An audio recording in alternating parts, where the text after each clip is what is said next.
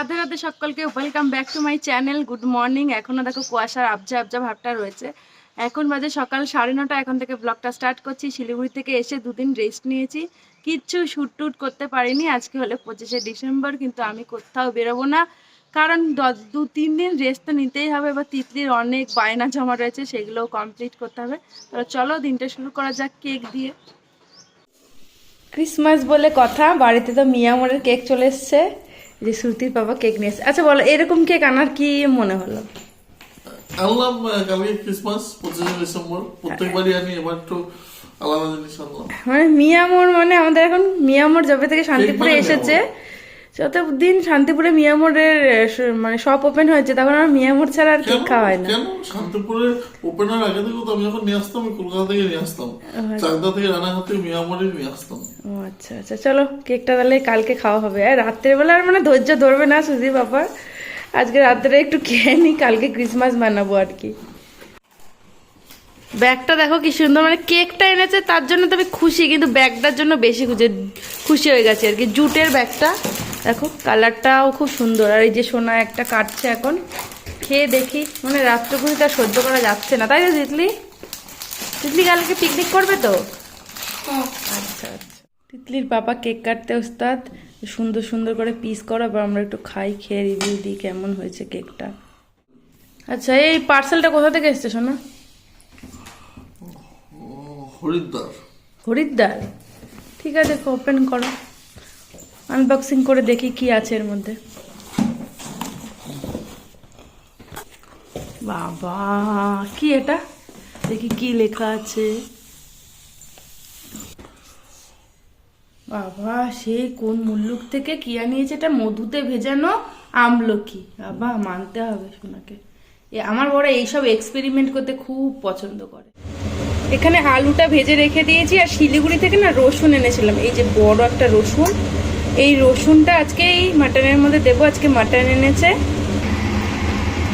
মাটনটা চাপিয়ে দিয়েছি, এরকম হতে থাক আস্তে আস্তে। আজকে আর প্রেশার কুক করবো না, কড়াইতে আস্তে আস্তে রান্না করবো, ওই জন্য একটু লেটও হবে।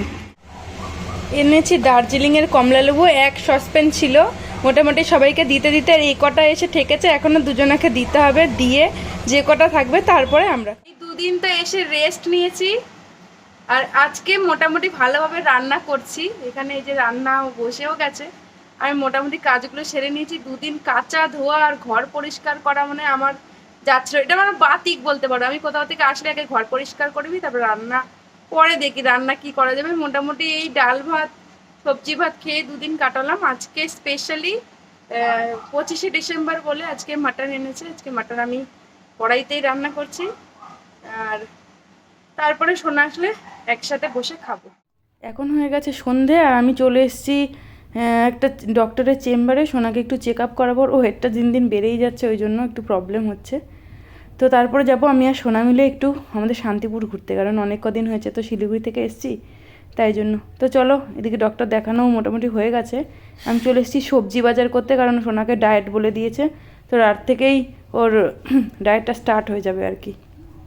সবজি বাজার করে নিলাম, এবার যাচ্ছি শান্তিপুর ঘুরতে, কারণ শিলিগুড়িতে ঘুরে এসেছি, আমার শান্তিপুর শহরটাকেও আমি খুব মিস করছিলাম। ওই জন্য বললাম, সোনাকে বললাম আর দেরি নয়, একটা দিন তো হয়ে গেছে আমি এসেছি, আজকে চলো শান্তিপুর ঘুরে আসি।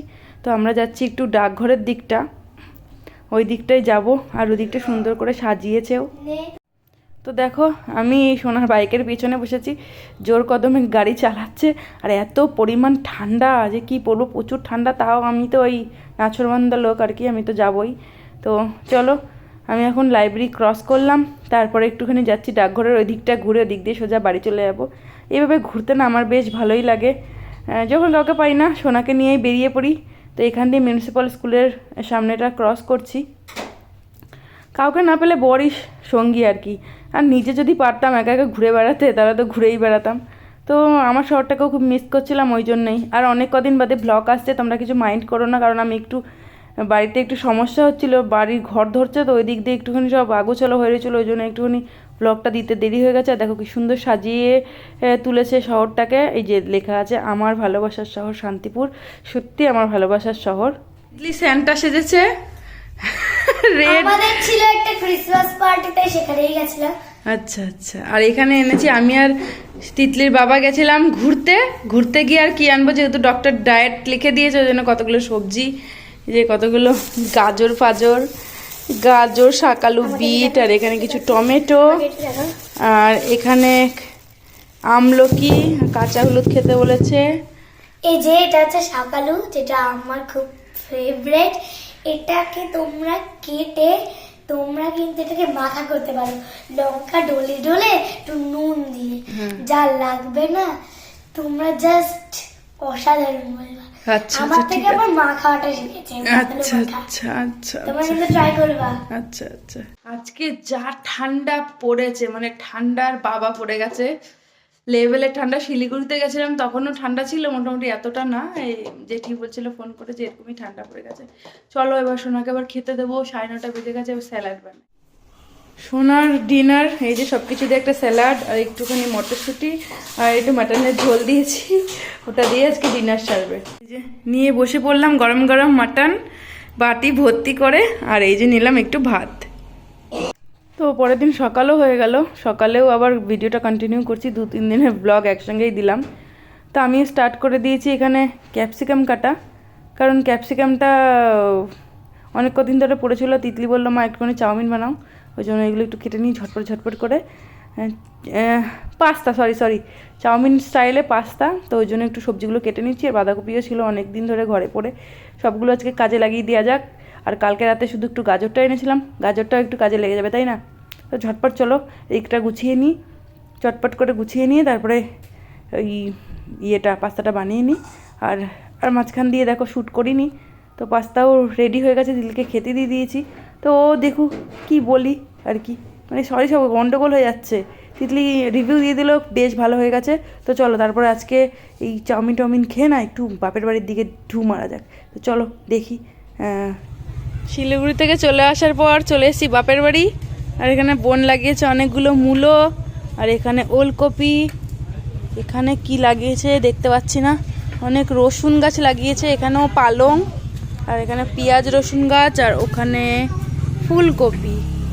এখানে অনেক চন্দ্রমল্লিকার চারা লাগিয়েছে, এখনো সবে লাগায়নি, ওখানেই রয়েছে। এই কালারগুলো দেখো কি সুন্দর, অনেক ভ্যারাইটি।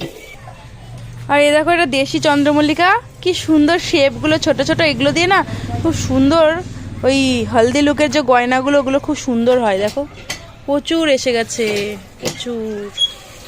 এই দেখো কেতকী ফুল গাছ, দেখো এখানে কত আরো সাদা হয়েছিল, এখন একটু ফোঁটাটা কমে গেছে।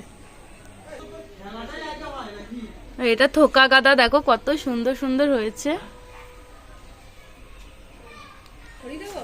না এই দেখো লাউ গাছ, ছোট্ট, এগুলো না হাইব্রিড লাউ গাছ, ছোট্ট গাছের মধ্যেই সুন্দর একখানা লাউও হয়েছে, তারাও তোমাদের দেখাচ্ছি। আর দেখো এই রক্তকরবী গাছটা কি দারুণ ফুল এসেছে, দারুণ সুন্দর ফুল এসছে, খুব ভাল লাগছে দেখতে। এই দেখো বাড়ির লাউ, সাইজটাও বেশ সুন্দর হয়েছে, দারুণ লাগছে লাউটা। অবশেষে বাড়ির কাজ স্টার্ট হয়ে গেল, দোতলা তৈরি করার কাজ। ওই দিকটা দেখো ভেঙে দিয়েছে, কারণ ওখান দিয়ে ইট বালি এসব উঠাবে।